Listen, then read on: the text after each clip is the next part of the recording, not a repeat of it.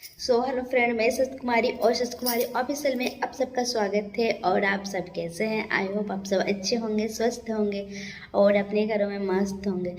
Friend, आज मैं आप सभी को बताने वाली हूँ कि आखिर मेरा पापा का क्या हुआ था, जो मेरे पापा अब इस दुनिया में नहीं है। तो आप लोगों को मैं आज पूरा बताऊंगी कि मेरे पापा का क्या हुआ था और मेरे पापा क्यों नहीं है इस दुनिया में। तो प्लीज़ फ्रेंड, अगर चैनल पे पहली बार आए हैं तो प्लीज़ सब्सक्राइब कर लीजिएगा और बेल आइकन को प्रेस कर दीजिएगा। और ऐसे मेरे चैनल को ढेर सारा प्यार दीजिए। आप सबकी सपोर्ट की बहुत ज़रूरत है फ्रेंड्स मुझे। तो आप लोग ऐसे मेरे चैनल पे सपोर्ट बनाए रखिए। मैं आशा करती हूँ कि आप लोग मेरे चैनल को ढेर सारा प्यार दीजिएगा और सपोर्ट कीजिएगा। फ्रेंड, मेरे मेरे दो भाई और मम्मी हैं मेरे, और हम हैं उनकी बड़ी बेटी। और मेरा दोनों भाई है जो हमसे भी छोटा है। दोनों भाई अभी स्टडी कर रहे हैं। फ्रेंड, मेरे पापा मेरे शादी के 1 साल बाद ही मेरे पापा एक्सपायर हो गए। और मेरे पापा अचानक से एक्सपायर हो गए क्योंकि पापा का मेरा बीपी मतलब बढ़ जाने के कारण पापा मेरा एक्सपायर हो गए। इतना जल्दी चले जाएंगे क्योंकि मेरा शादी 2018 में पापा दिए और 2019 में मेरा पापा एक्सपायर हो गया। मेरे पापा का बहुत सपना था कि मेरा पापा मेरा शादी में आऊँ और मेरे दोनों भाई को अच्छा सा एजुकेशन दे पाऊँ और वो सबको अच्छा सा मैं कुछ बना पाऊँ। लेकिन ऐसा नहीं हो पाया। मेरे पापा बस मेरे शादी तो दे दिए। मुझे भी नहीं पता था कि मेरे पापा मतलब मेरे शादी होने के 1 साल बाद ही मेरा पापा एक्सपायर हो जाएंगे। और अचानक से मेरे पापा को मतलब बीपी मतलब बढ़ गया है।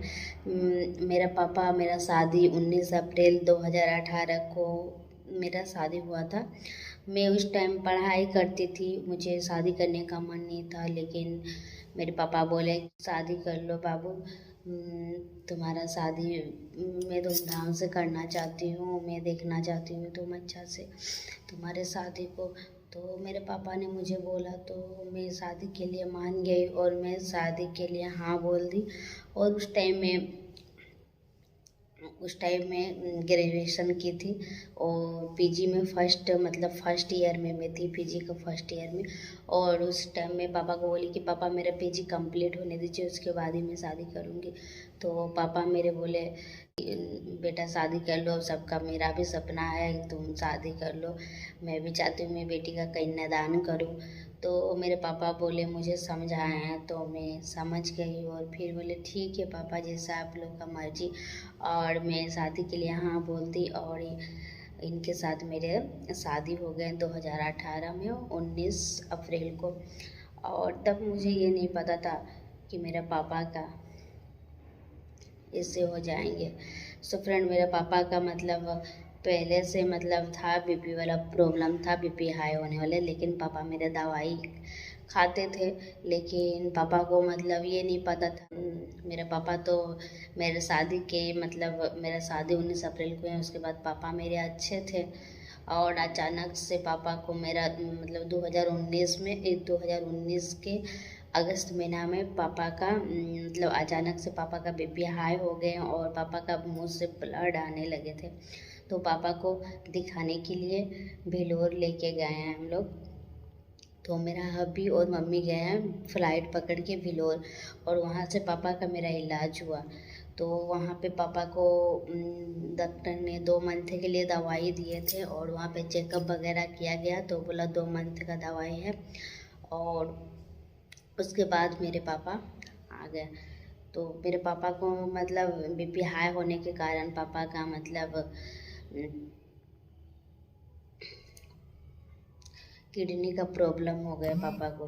तो डॉक्टर बोले कि इनको किडनी का बहुत ज़्यादा प्रॉब्लम हो चुका है, इसलिए इनको डायलिसिस करना पड़ेंगे। तो पापा को मेरा वहाँ से ले आए। उसके बाद वहाँ पे डॉक्टर साहब मतलब दवाई 2 मंथ के लिए दे चुके थे और दवाई लेके घर आए हैं। और उसके बाद पापा को 1 मंथ तक पापा दवाई खाएं, पापा ठीक रहे हैं। 1 मंथ तक दवाई खाएं, उसके बाद पापा ठीक रहे। और हम लोग को पहले पता नहीं था कि डायलिसिस मतलब होता क्या है। मतलब डायलिसिस में बोलता है कि शरीर को मतलब कमज़ोर कर देते हैं।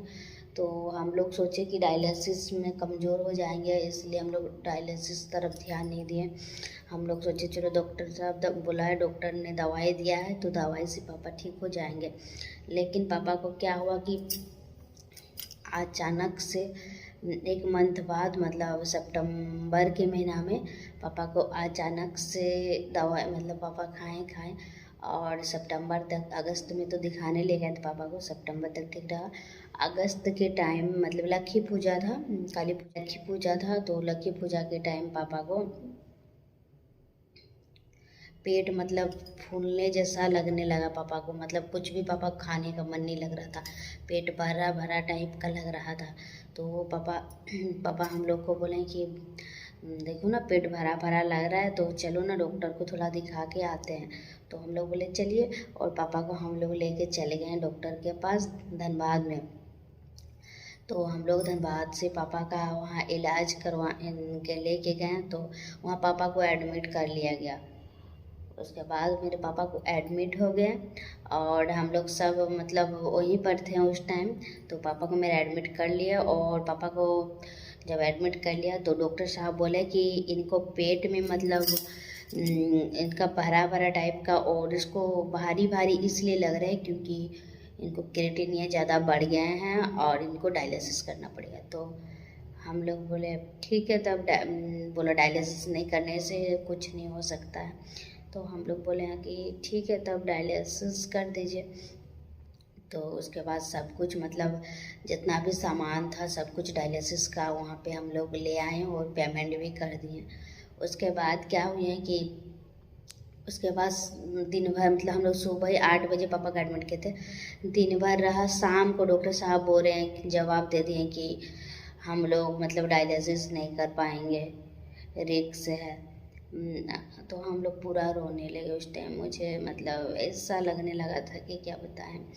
डॉक्टर साहब बोल दिया, पापा को इतने अच्छे से हम लोग लेके गए थे, पापा कितना अच्छा बात करके गए हैं। और पापा मेरा पैदल जा रहे हैं, पैदल अपने से चढ़े हैं, सब कुछ अपने से हुआ। पता नहीं था कि ये मेरा पापा का घर से आखिरी बार मतलब घर से ज़िंदगी भर के लिए विदाई हो रहे हैं। और पापा मेरे बोल रहे थे कि पापा बोल रहे थे। और उसके बाद क्या हुआ कि उसके बाद जब जवाब दे दिए तो हम लोग एम्बुलेंस किए, और घर में सबको रोना होता। और मेरा घर में बूढ़ा दादी और दादू था, मेरा दादाजी और मेरे दादी घर पे। वो लोग भी बोले कि घर आ जाएगा। वो लोग भी सोचता था कि घर आ जाएंगे, अभी दिखाने के लिए ले गए हैं। और पता नहीं था कि मेरे पापा लास्ट टाइम वहाँ से विदाई हो रहा है हमेशा के लिए धनबाद से। सब हम लोग तब ले गए पापा को। जब बताया गया कि पापा का हम लोग यहाँ इलाज नहीं कर सकते, तो हम लोग लेके चले गए पापा को रांची लेके गए मेदांता में। उसके बाद रांची मेदांता जाने के बाद वहाँ पे पापा को रात मतलब हम लोग शाम को 5-6 बजे निकले थे, तो हम लोग रांची मेदांता 8:30-9 बजे तक मेदांता पहुँच चुके थे। उसके बाद पापा को वहाँ एडमिट कराया गया। उसके बाद एडमिट करने के बाद पापा को वहाँ पे डॉक्टर साहब बोलने लगे कि इतना सीरियस में आप लोग लेके आए हैं, और वहाँ पर भी बोलने लगे। तो हम लोग को बहुत टेंशन हो गया था, वहाँ पे बहुत ज़्यादा टेंशन हो गया था पापा, क्योंकि पापा को हम लोग सुबह बहुत अच्छे था, पापा कितना अच्छा से आए थे। हम लोग रेगुलर जैसे चेकअप आदमी कराते हैं ना, उस तरह का चेकअप के लिए लाए थे। लेकिन वहाँ मतलब दिन भर रहने के बाद डॉक्टर जवाब दिए, तो उन लोग को भी ऐसा नहीं करना चाहिए था। किसी का भी ज़िंदगी का सवाल है, जब आप दिन भर रखें उसके बाद शाम को बोल रहे हैं कि कुछ नहीं हो सकता है, तो और शाम को बताया दिन भर वहाँ रहने के कारण भी मेरे पापा का तबीयत बिगड़ गया। और उसके बाद मेरे पापा शाम के समय मेरा पापा जब मेदांता हॉस्पिटल मतलब गए, तो मेरा पापा वहाँ पे मतलब उस दिन पापा को ऐसे रूम में शिफ्ट कर लिया गया नाइट को। उसके बाद पापा को सुबह वो सुबह वहाँ मिलने के लिए सुबह 6 बजे दिया जाता था। तो हम मम्मी और मेरा हब्बी हम लोग तीनों थे वहाँ पर। तो हम गए और पापा से भेंट करके आए हैं। तो पापा को देखिए कि पापा ठीक है, और पापा को डायलिसिस भी किया गया था। तो मेरे पापा ना वहाँ पे 3 दिन था। तो मेरा पापा ना 2 दिन मतलब बहुत शरीर बहुत अच्छा हो गया था, और पापा का क्रिएटिनिन बहुत घट गए थे डायलिसिस होने के बाद। पापा मतलब बिल्कुल मतलब हो गया था। डॉक्टर साहब को जब मैंने बताया, डॉक्टर साहब को जब हम लोग पूछें कि पापा का तबीयत कैसे हैं, तो डॉक्टर साहब बोले कि वो बिल्कुल अच्छे हैं, और वो अब जनरल में शिफ्ट कर दिए जाएंगे उनको। और बोला गया कि उनको जनरल में शिफ्ट कर दिए जाएंगे, आपके पापा बिल्कुल ठीक है अभी। तो हम लोग को इतना खुशी का ठिकाना नहीं रहा, इतना मैं खुश हो गई तो इस टाइम कि चलो मेरा बाबा बोला मेरा प्रार्थना सुन लिया। और मेरा पापा भी जिद करने लगा। मेरा पापा बोला कि हम जनरल में भी यहाँ पे नहीं रहेंगे। हम बोले क्यों पापा, जनरल में आप रहिए 2-4 दिन के लिए, उसके बाद आपको घर ले जाना। पापा बोले नहीं, हमको घर जाना है, हमको नहीं रहना यहाँ पे, हमको रहना ही नहीं है यहाँ पे हमको मार देगा, इससे बोलने लगा था पापा। तो हम लोग बोले क्यों पापा, ऐसा कुछ नहीं, आपको यहीं पे ठीक किया गया, आपको ऐसा कुछ नहीं होगा, आप यहीं पे रहिए। लेकिन पापा मेरा नहीं माने, बोले नहीं रहेंगे, हम यहाँ पे रहना ही नहीं है हमको। हम लोग सब समझाएं पापा को, लेकिन पापा मेरे समझने के लिए रेडी ही नहीं था। फिर हम लोग काके पापा बोल रहे, तो पापा काके वहाँ से छुट्टी करवा लिए, और पापा बोले हम घर ही जाएंगे। तो फिर आते आते रास्ते में तो हम लोग सोचे कि नहीं, पापा को घर तो नहीं ले जाएंगे, पापा को कहीं हॉस्पिटल में रखेंगे। पापा यहाँ नहीं रहना चाहता है, ठीक है कोई बात नहीं, पापा को दूसरे हॉस्पिटल में रखेंगे। तो हम लोग रांची से आते थे बोकारो में, सोचे कि बोकारो BGS है, वहाँ पे पापा को लेके जाएंगे। तो हम लोग वहाँ पे लेके पापा को आ ही रहे थे, बस वहाँ मतलब वहाँ से 1 किलोमीटर दूरी पे पापा का सांस पूरा फूलने लगा। पापा वहाँ पे मतलब खोजने लगे कि हमको ऑक्सीजन चाहिए, हमको ऑक्सीजन चाहिए। पापा बोलने लगा कि ऑक्सीजन है, हमको ऑक्सीजन चाहिए, हमको दम घुट रहा है। तो हम मेरे पापा मतलब इतना अच्छा हो गया थे कि क्या बताएं कि ऑक्सीजन मतलब ये नहीं था कि पापा को ऑक्सीजन भी चाहिए, क्योंकि पापा का तबीयत इतना अच्छा मेदांता में हो गए थे। और डॉक्टर भी बोले कि इनको अब ऑक्सीजन की कोई ज़रूरत नहीं है, ये बहुत अच्छे हैं, और इनका शरीर भी स्वस्थ है, और आप इनको महीना महीना में डायलिसिस करवाइए, ये बिल्कुल ठीक है, और दवाई जो देंगे वो दवाई खाना है। तो हम लोग बोले ठीक है। और मेरे पापा का तो इसीलिए हम लोग कार पे वहाँ एडमिट कराया गया। वहाँ पे पापा को BGS में एडमिट कराने के लिए घुसाया। तो वहाँ पे पापा पूरा बोलने लगा कि हमको ऑक्सीजन दो। तो हम लोग बोले डॉक्टर कि पापा को ऑक्सीजन दे दीजिए ना। तो पहले बोल रहा है कि फॉर्मेलिटी पूरा कीजिए, अपना कागज़ पे साइन कीजिए, सब कुछ पहले पैसा पेमेंट कीजिए, उसके बाद ही मतलब कुछ हो सकता है, उसके बाद ही ऑक्सीजन मिलेंगे, नहीं तो कुछ नहीं मिलेंगे। तो अब मेरा पापा उस टाइम ऐसा मतलब तड़प रहा था ना ऑक्सीजन के लिए, मानो कि कोई भूखा मतलब आदमी कैसा होता है खाना के लिए तरस रहा है, कुछ उस तरह से मेरा पापा मतलब ऑक्सीजन के लिए। हमको देख के इतना ख़राब लगा कि आज कैसा ये दिन आ गया कि पापा के साथ ऐसा कुछ हो रहा है। वो वक्त अभी भी याद करते हैं तो हमको इतना ख़राब लगता है कि क्या बताएं, मैं आप सबको बता नहीं सकती, और आप सब जान ही सकते हैं एक बाप के लिए बेटी का फीलिंग कैसा होता है।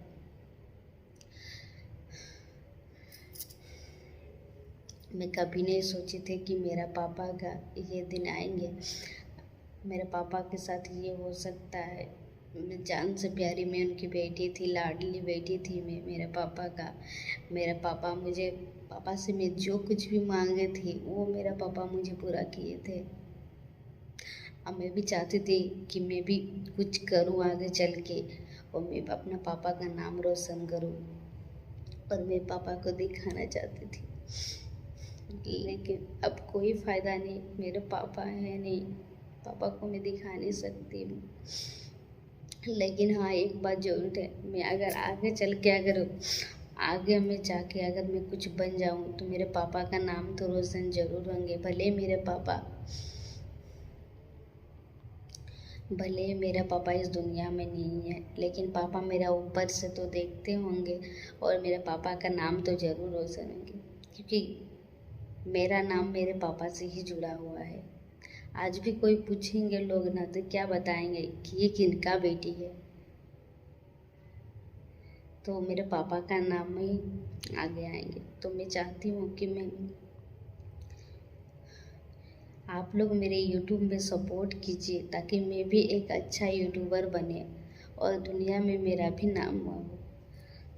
मैं पापा के लिए तो कुछ नहीं कर पाई, क्योंकि मेरे पापा समय से पहले ही चले गए। बहुत कम उम्र में मेरे पापा चले गए। मेरा अभी भाई है, दोनों भाई का मेरा अभी पढ़ाई हो रहा है। अभी मेरा 2 भाई है, मेरा मम्मी है, मेरा बूढ़ा दादा दादी है। मेरा बूढ़ा दादा दादी का क्या हाल है सो वही जान सकता है। उनका बेटा चल गया, वो भी बोलते मेरे रहते मेरा बेटा चल गया, हम चल जाते, लेकिन मेरा बेटा क्यों चले गए। उनको भी कितना तकलीफ होता है।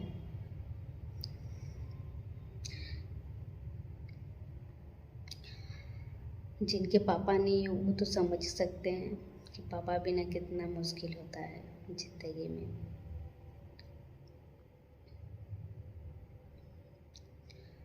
तो मेरे पापा को वहाँ पे ऑक्सीजन नहीं दिया गया, और मेरे पापा को ऑक्सीजन नहीं मिलने के कारण पापा को मतलब क्या हुआ, हार्ट मतलब रुक गया पापा का। और पूरा मतलब डॉक्टर सब पापा को पूरा एक करने लगा। सभी डॉक्टर मिलके पापा को पूरा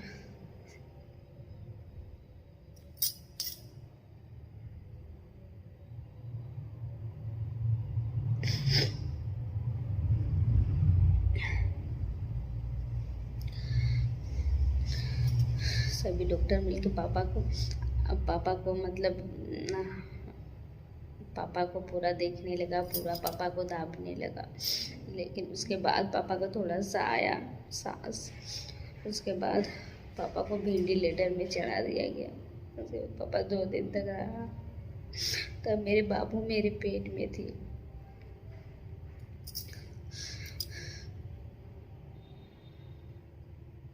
मेरे बाबू मेरे पेट में थी।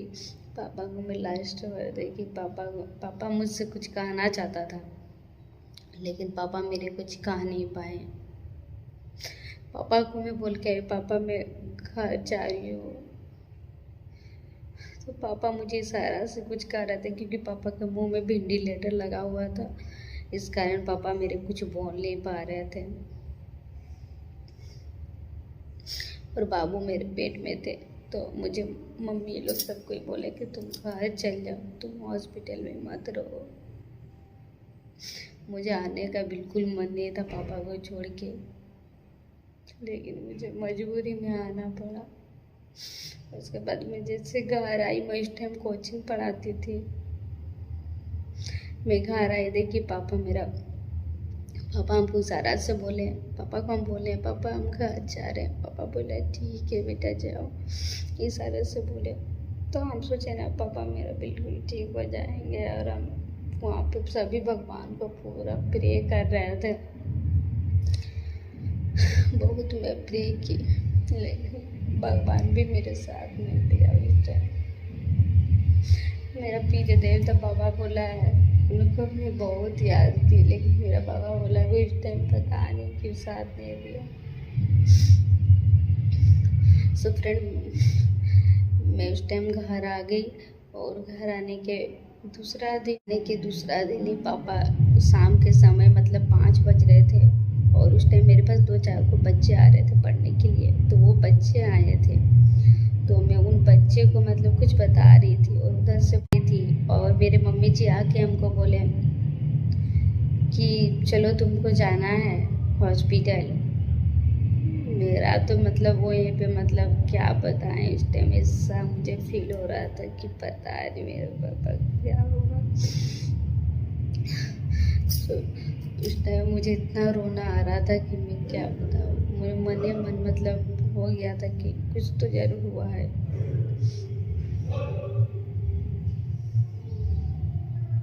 और उसी टाइम हम चल गए। और उसके बाद हम हॉस्पिटल गए तो पता चल रहा है पापा का बस कुछ मिनटों के लिए सांस और बची हुई है। उसके बाद मतलब मेरा भाई का आने का इंतज़ार कर रहा था। तो मेरा भाई मतलब मेरा छोटा जो भाई था वो भाई मेरा मतलब हॉस्पिटल नहीं गया था। मेरा बड़ा फ्रेंड जैसे ही मैं हॉस्पिटल पहुंची तो हॉस्पिटल में जाके पता चले कि पापा का मतलब कुछ ही मिनट मतलब सांस बचा हुआ है। तो उस टाइम मेरा वो भी बचा हुआ था। मेरा छोटा भाई मतलब नहीं आए हुए थे। छोटा भाई मतलब मेरा छोटा भाई को आने का इंतज़ार कर रहे थे पापा। पर जैसे ही मेरे छोटा भाई आए और पापा के पास गए, मेरा पापा चले गए इस दुनिया को छोड़ के।